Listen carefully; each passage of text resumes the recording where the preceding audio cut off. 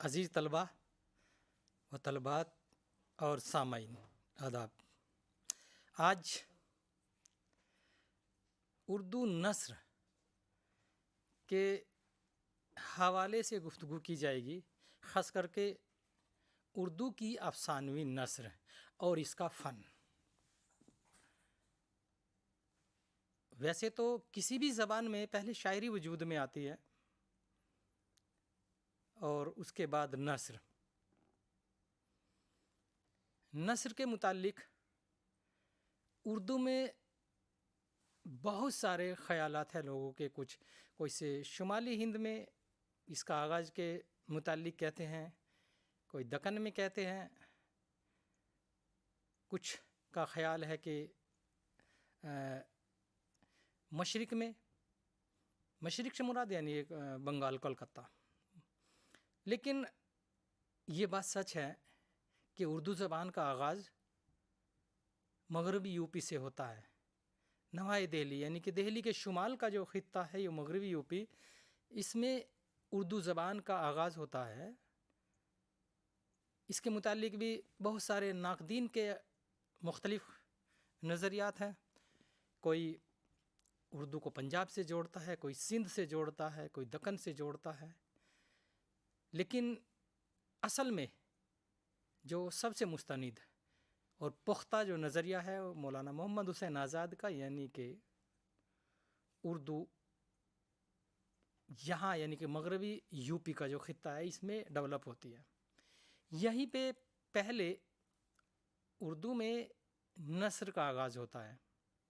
ہاں، یہ بات ضرور ہے کہ اس کے ساتھ ساتھ ساؤتھ میں یعنی کہ جنوبی ہند میں بھی جو شمال سے بڑے بڑے صوفیہ اکرام مذہب کی تبلیغ کے لیے دکن میں تشریف لے جاتے ہیں، یعنی کہ دکن میں جاتے ہیں، انہوں نے عربی فارسی کے ساتھ ساتھ اردو کا استعمال کرنا بھی شروع کر دیا تھا۔ اس میں خواجہ بندہ نواز گیسو دراج، ان کے ملفوظات، کچھ ان کے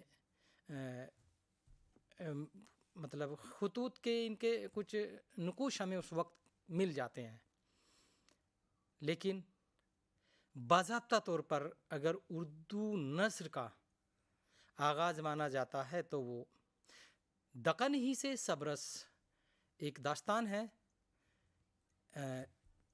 جس کا نام داستان ہے، مطلب وہ سبرس ہے، وہ داستان اردو کی پہلی نثری داستان ہے، اور اس کے داستان نگار ملا وجہی جو اس وقت کے بادشاہ کے درباری شاعر تھے۔ جیسے میں نے ابھی بتایا کہ پہلے نثر کا آغاز بعد میں ہوتا ہے، پہلے شاعری وجود میں آتی ہے۔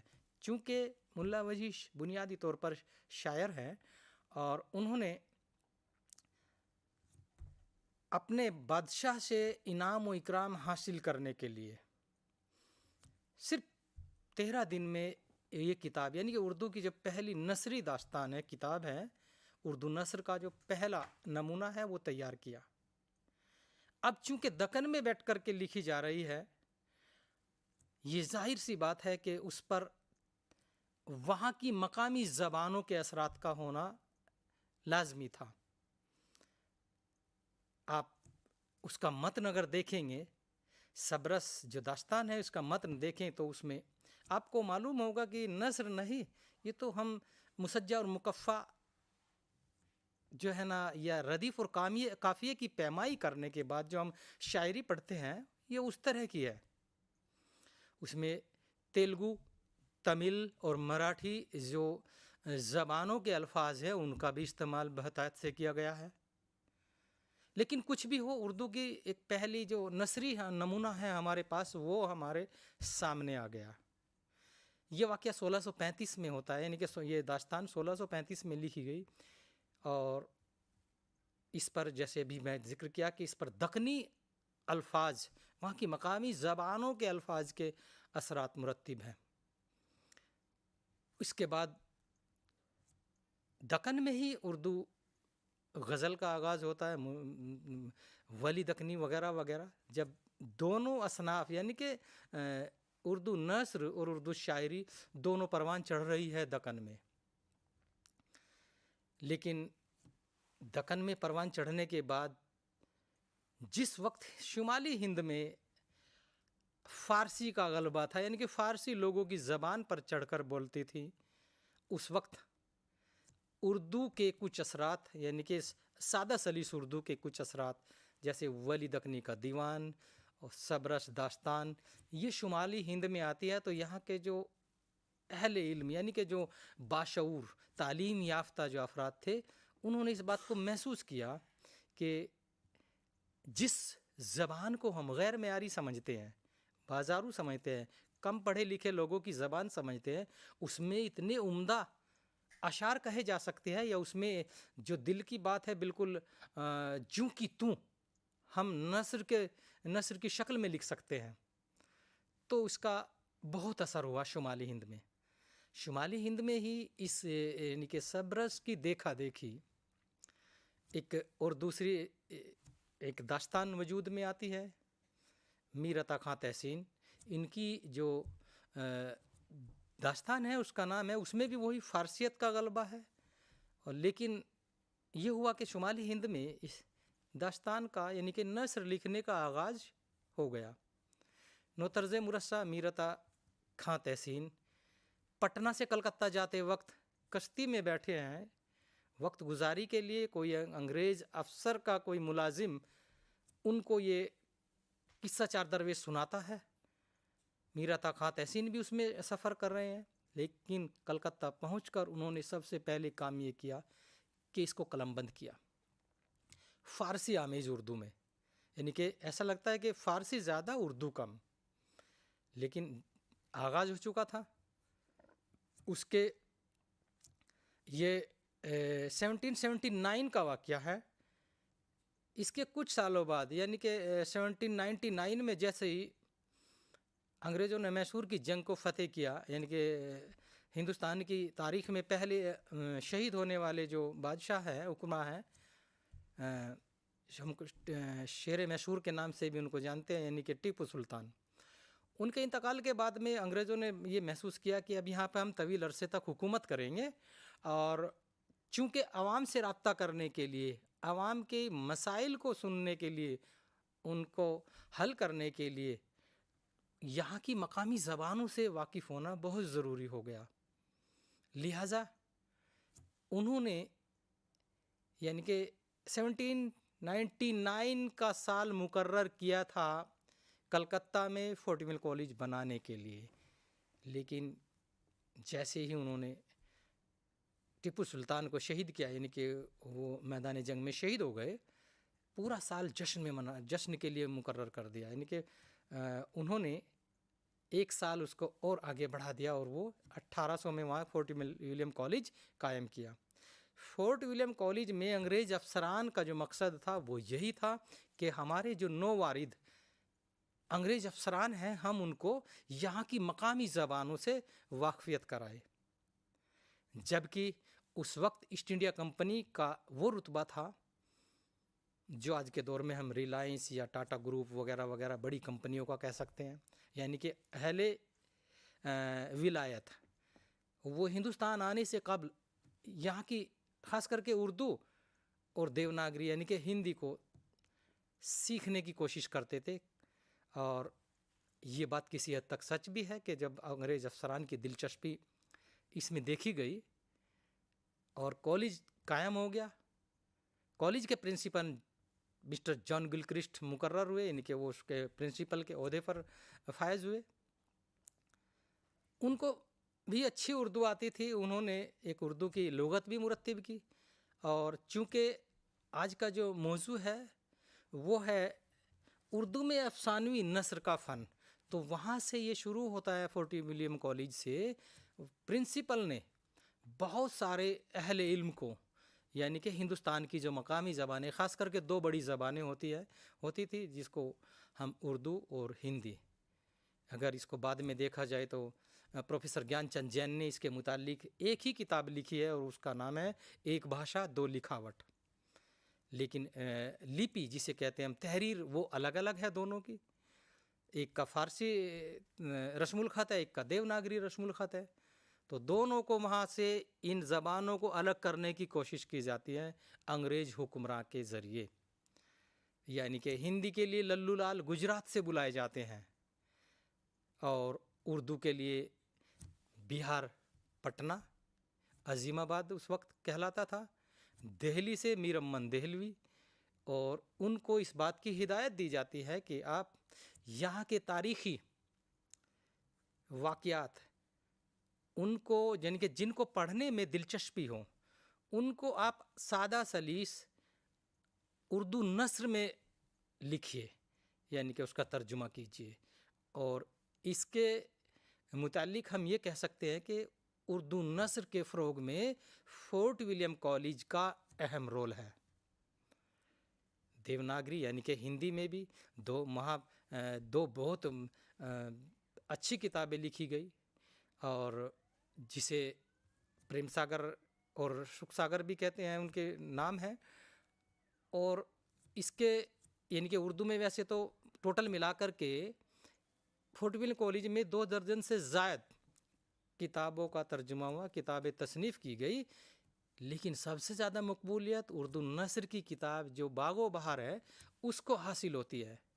وجہ یہ رہی اس کی کہ اس کتاب, دیکھیے اس سے قبل اگر دیکھا جائے تو نطرز مرصع بھی قصہ 4 درویش جو فارسی میں لکھی گئی تھی اس کا ترجمہ ہے, چار فقیروں کا قصہ, لیکن وہ فارسی آمیز تھی.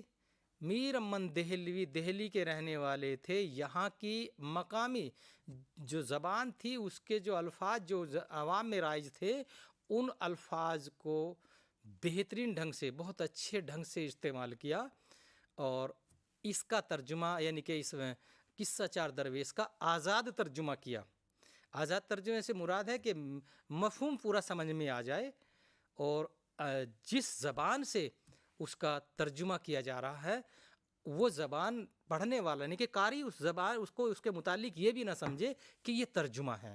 میر امن نے اس فن میں یعنی کہ نثر کے اس فن میں کمال کر دکھایا.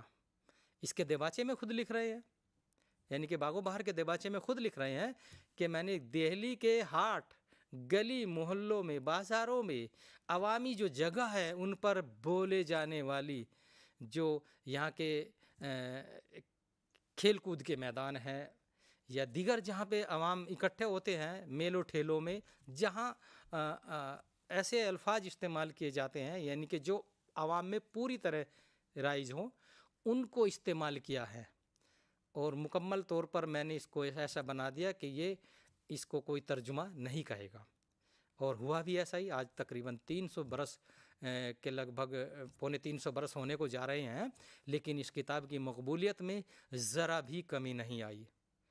اور تو اور ہندوستان ہی نہیں بلکہ ہندوستان کے باہر ممالک غیر میں جن جن جامعات میں شعبہ اردو قائم ہے, اردو داستان کے متعلق اگر کوئی بات کی جاتی ہے تو وہاں پر داستان باغ و بہار کا ذکر ضرور کیا جاتا ہے یا وہاں پر نصاب میں شامل ہے.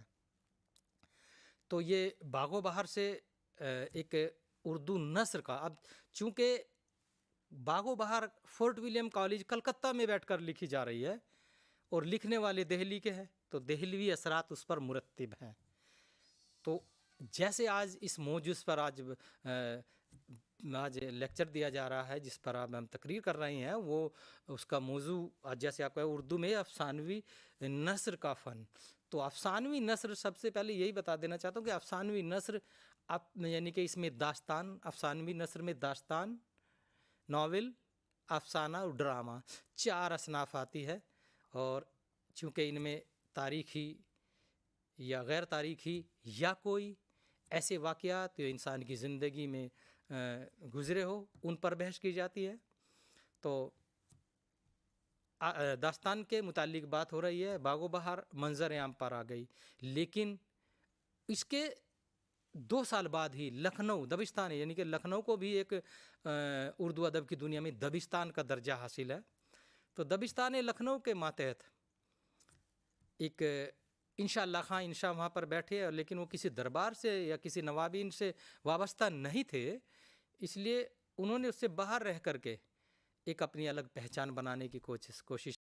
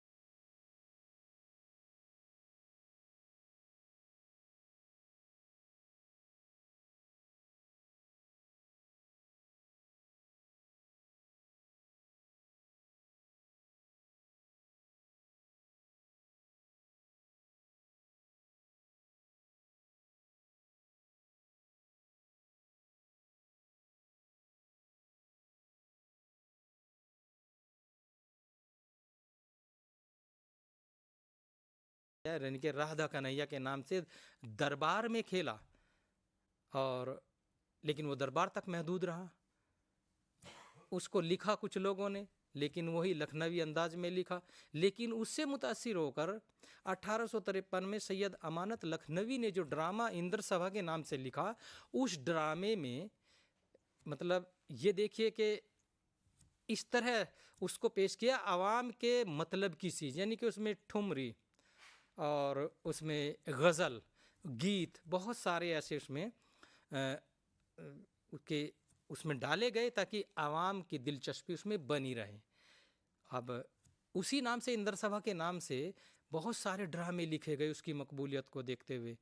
मदारी लाल ने भी इसी नाम से ड्रामा लिख दिया, इंद्र सभा के नाम से ही। लेकिन जो असल इंद्र सभा अमानत लखनवी के ड्रामे को जो शनाख्त मिली वो दीगर को नहीं मिल पाई।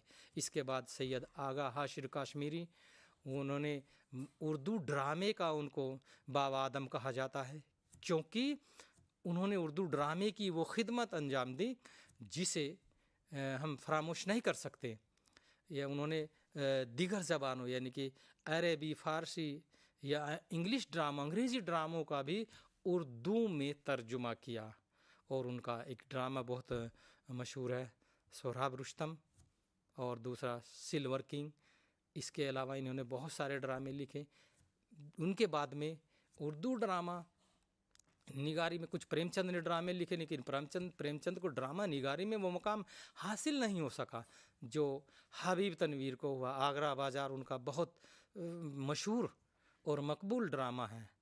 आगरा बाज़ार एक ऐसा ड्रामा है जिस ड्रामे में यानी कि उस वक्त के आगरा के कल्चर को मुगलिया अहद से लेकर के दौरे हाजिर तक के अनासिर यानी कि उसकी तहजीब, शखाफत को इनको पेश किया गया है। तो ये मुख्तसरन उर्दू यानी कि अफसानवी नस्र का फ़न पे बहस की गई। तो फिर मुलाकात होती है। हम इसी के साथ अपने लेक्चर को इख्तिताम की तरफ ले जाते हैं। आदाब।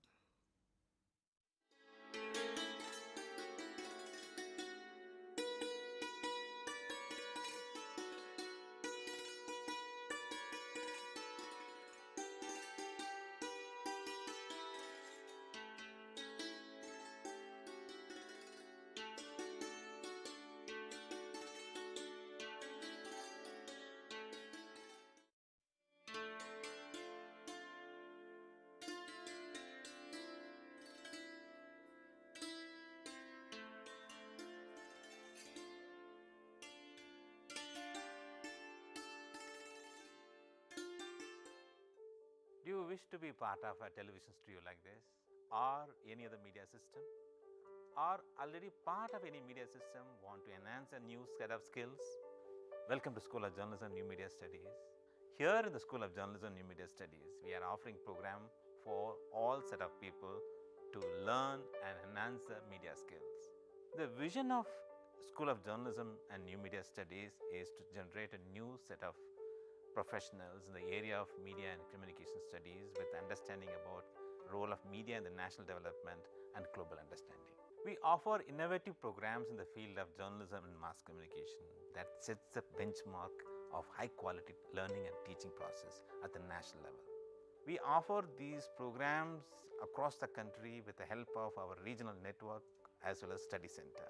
Same manner, many of our programs are offered through online mode with a sophisticated learning management system. SOJNMS offers programs from PhD in journalism and mass communication till certificate level. We have masters in journalism and mass communication. The eligibility is bachelor's degree, and we are introducing this program in 3 languages: Hindi, Tamil and English. Students from national and international students can join either through online mode as well as in the distance mode. We have 4 postgraduate diploma programs, specialized areas in the field of development communication, digital media, electronic media and journalism and mass communication program. And all these 4 programs are available in distance mode. 2 programs are available in online mode, development communication and digital media. And we have specialized certificate program in community radio. IGNOU employs various media and communication tools for better teaching and learning process. School of Journalism and New Media Studies utilizes this media system for delivering all our programs. Come and join with us for exploring a new career and enhance your media skills.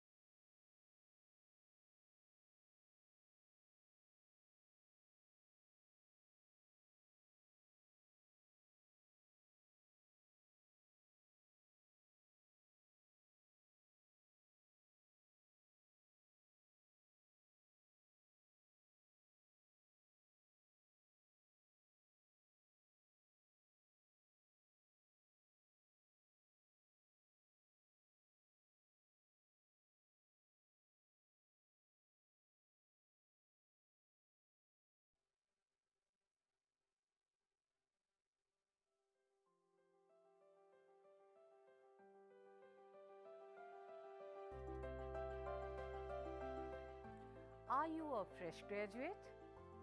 Do you want to fulfill your educational aspiration by pursuing higher education in various interdisciplinary and multidisciplinary areas like environmental science, environment and occupational health, philosophy, sustainability science, folklore and culture studies? If yes, the School of Interdisciplinary and Transdisciplinary Studies offers various programs like Master's Program, Graduate Program, Postgraduate Diploma, Certificate and Appreciation Program. The school offers 5 Master's Program. Master of Science, Environmental Science.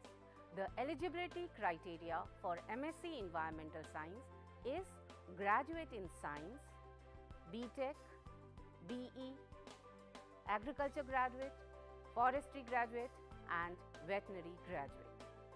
School also offers Masters in Environment and Occupational Health, Masters in Sustainability Science, Masters in Philosophy and Masters in Folklore and Culture Studies. The eligibility criteria for these 4 Masters program is graduate in any discipline. The school also offers various socially relevant and need-based PG Diploma program like PG Diploma in Sustainability Science, PG Diploma in Environment and Occupational Health, PG Diploma in Folklore and Culture Studies and PG Diploma in Migration and Diaspora Studies. The school also offers PG Certificate in Climate Change and Avshist Prabandhan mein Pramar Patra.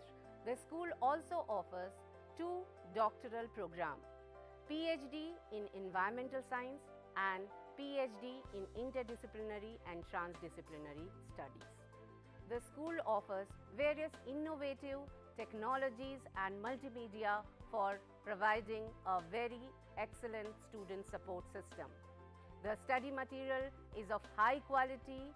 The learner support is provided through Gyan Darshan, Gyanvani, IRC, Swayam Prabha and Swayam channel of IGNOU.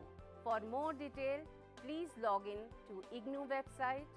For online admission in these programs, visit school site and also the Samarth online education portal of IGNOU. So please join these programs and fulfill your educational aspiration.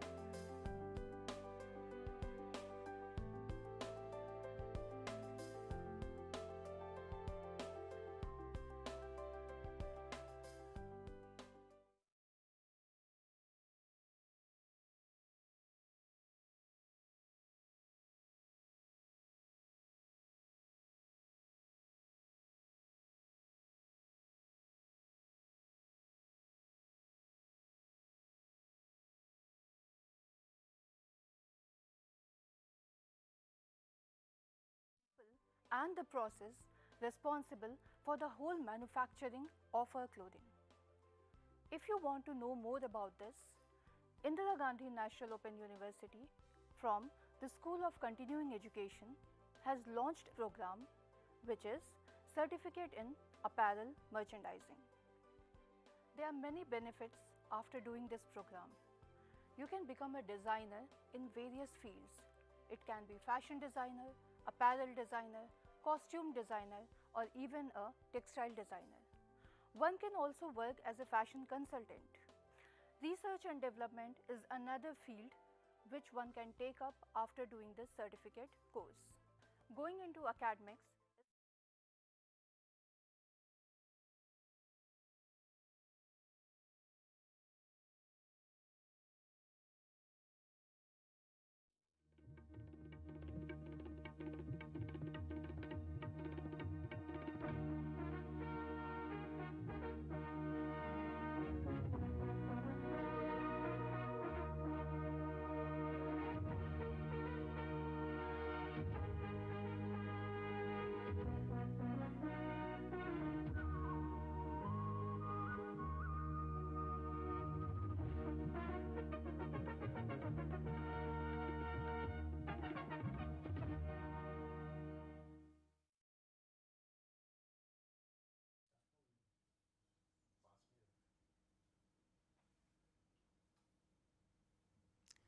Communication is part and parcel of human society. It's not a new concept, and it is being there with many generation, millions of years. We are communicating from various modes of communication. Might be from oral, verbal, then later the languages, then to preserving the languages in whatever rudimentary form. Then we started using very complex communication process. That's a part of the human society. Couple of decades, couple of centuries back, we got a new concept called multiplication of or duplication of originality into various copies, thanks to the technology. So communication with a new technology, we got the phenomenal results. So that's what we are going to discuss today. Welcome to this program. I'm a faculty of School of Journalism and New Media Studies, and this program discussing about technology, media, and society. The printing press, invention of printing press is the major milestone in the history of communication. There was a challenge in the human society because the language, communication, we got a sophisticated grammar and a lot of literature, everything got generated, but all it was stored in the memory of human beings. We used to memorize all these things, and we used to transfer those memory to next generation. Over the generation goes on that. There was a challenge, loss of data, interpretation of new data.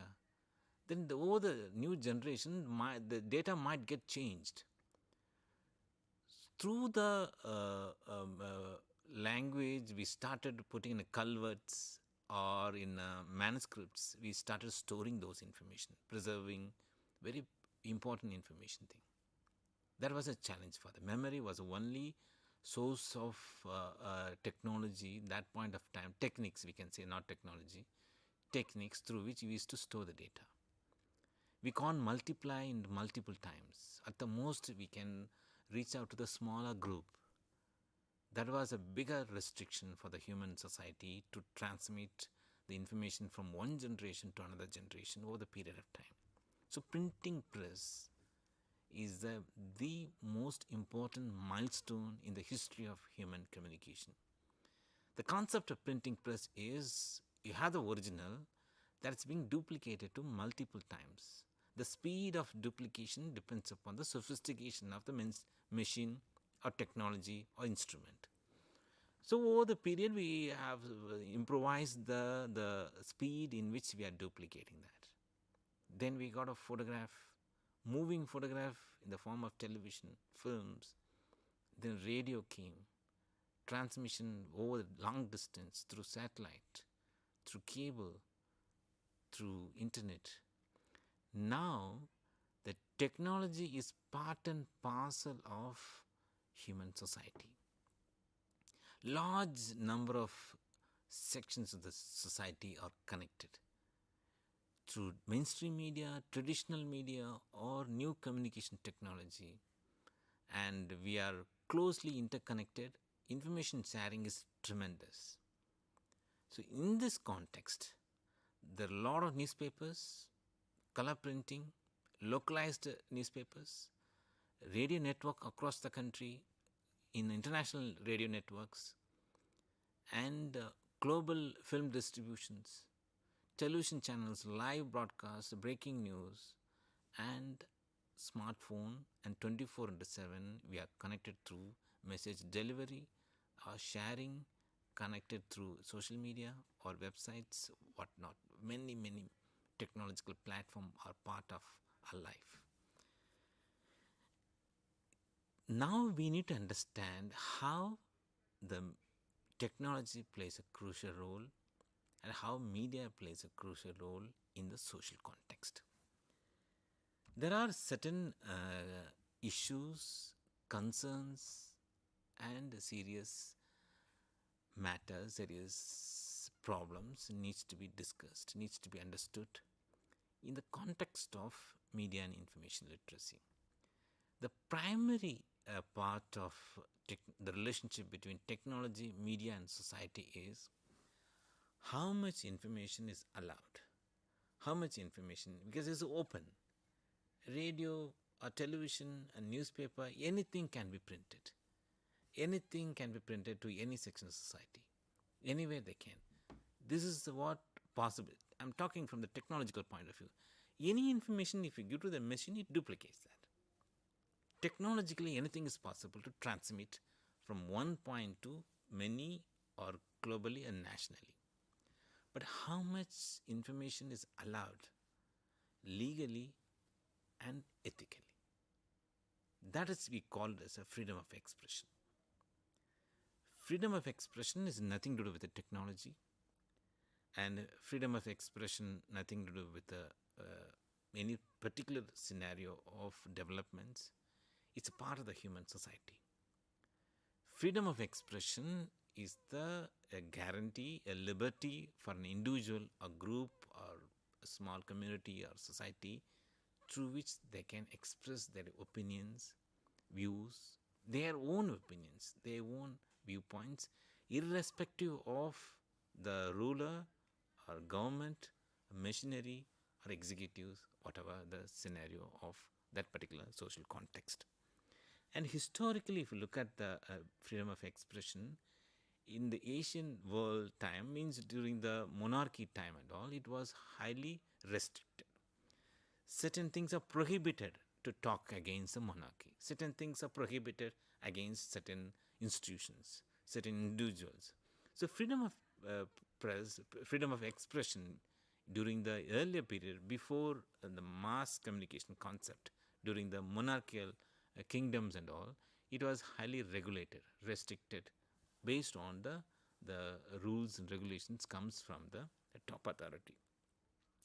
And later, once the technology started invading the social context, the Enlightenment era, we can consider that many philosophers, they advocated for fundamental human rights, and they challenged the regimes, and they promoted open point of discussions. That is the starting point of freedom of expressions. And particularly in the recent past, in the technological development happened of the printing press, after that there are two revolutions that aggravated the demand for better facilities, better guarantees under the freedom of expression, particularly American Revolution, 1971, First Amendment of American Constitution that guarantees the freedom of expression and speech and press, and that set the major milestone, major historical developments, and that being replicated in many democratic setups. And during the French Revolution, the Declaration of Rights of Man and the Citizen in 1989, that recognized the freedom of expression as a fundamental human right. So these are the basic scenario in which the human rights, the freedom of expression is considered as a human rights. Now you can understand that during those period of time, technology started playing the initial period of developments, particularly the books, printing books started, and the early stages of newspapers started coming. And printing press and early newspapers means someone, whoever owns the printing press or whoever controls the printing press, can circulate the information to the wider sections of the society. The rulers, administrators, government officials took it very seriously, because the public opinion is a very crucial segment that. And the printing press, books and magazines could challenge this part. And there was a lot of repercussions came from the authorities. So during that period of time, those two revolutions, they put the benchmark. Freedom of expression is a fundamental right as a human right. And it got expanded from freedom of expression, that later expanded to press freedom. So newspapers, magazines, the printing press was a dominant technological tool that point of time. And then it became a global phenomena. Many democratic countries adapted a very liberal approach, and freedom of expression is being demanded. Then many national level or international level organizations started setting the standards. What does it mean? Freedom of expression means what? Press freedom means what? What are things are classified as a violation against the press freedom or freedom of expressions? Particularly UN agencies started putting a criteria or broader benchmark for freedom of expressions. Every human society, they should enjoy the freedom of expression in a fullest form. That was the UN Declaration on Human Rights, freedom of expression as a human rights.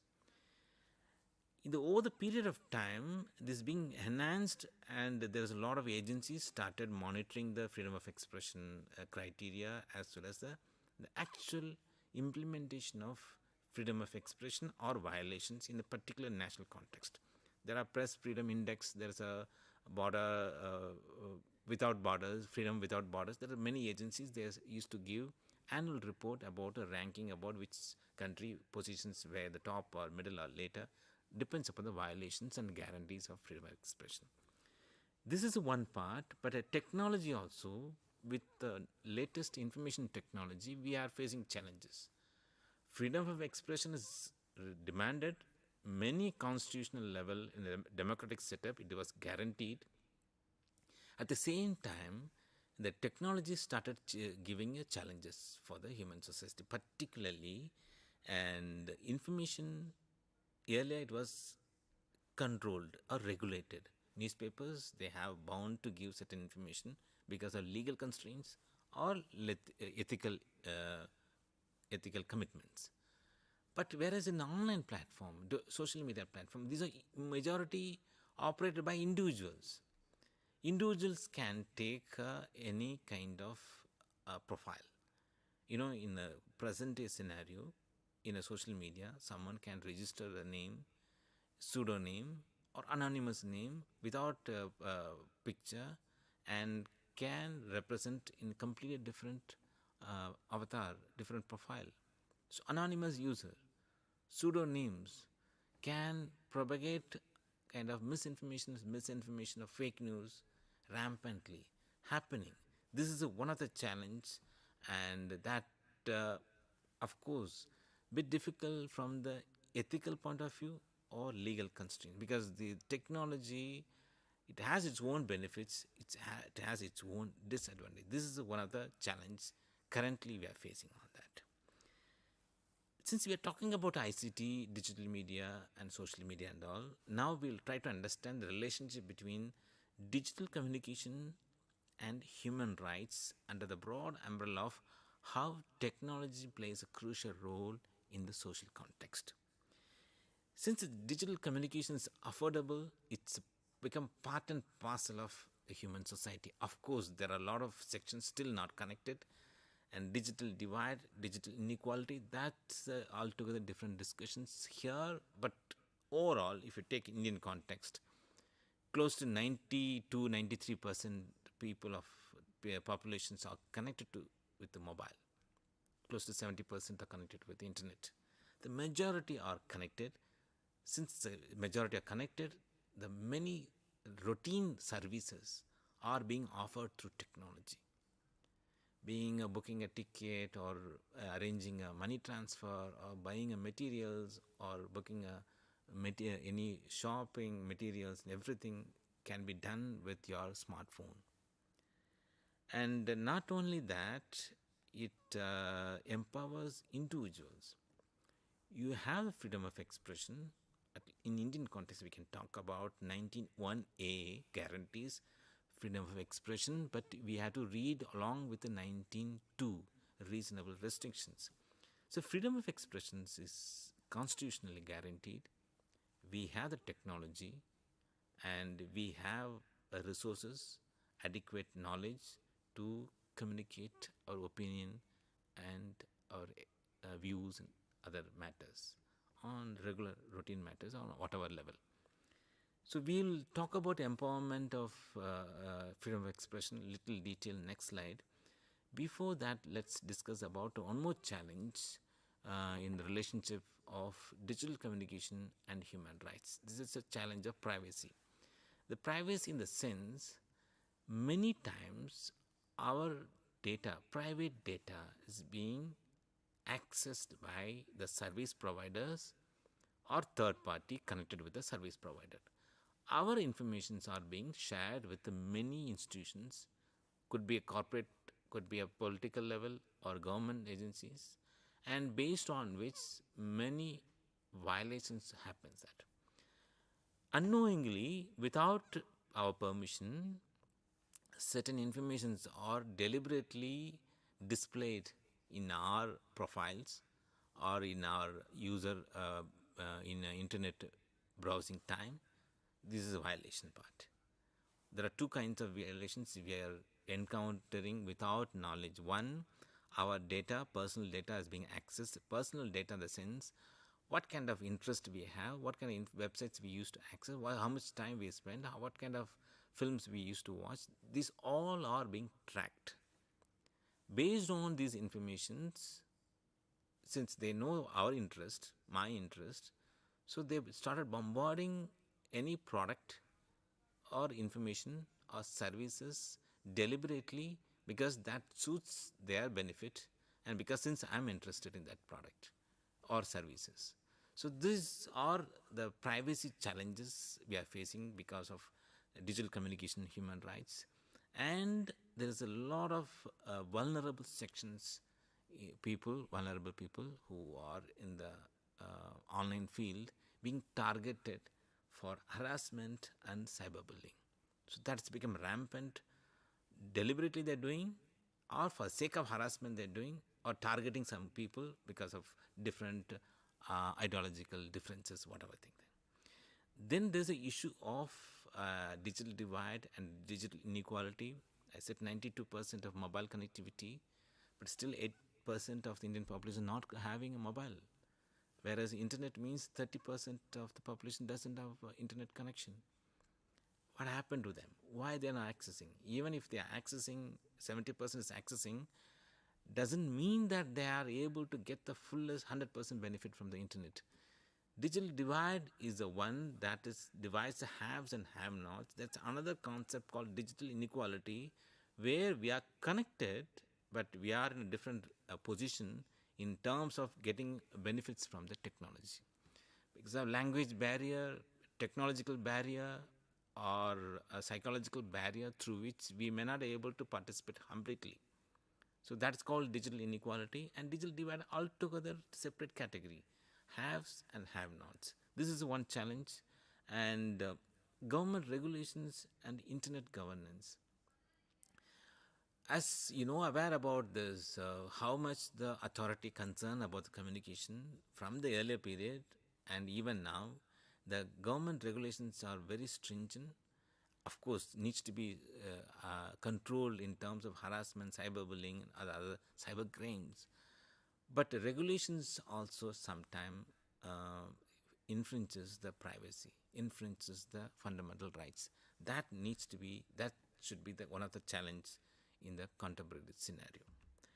Another point needs to be discussed in detail. That's the empowerment of freedom of expression. That is the reason is the digital communications have provided individuals with unprecedented opportunities to exercise their right to freedom of expression and to express their opinion, ideas, and experience the global audiences. Another important point is online platforms have become a space for activism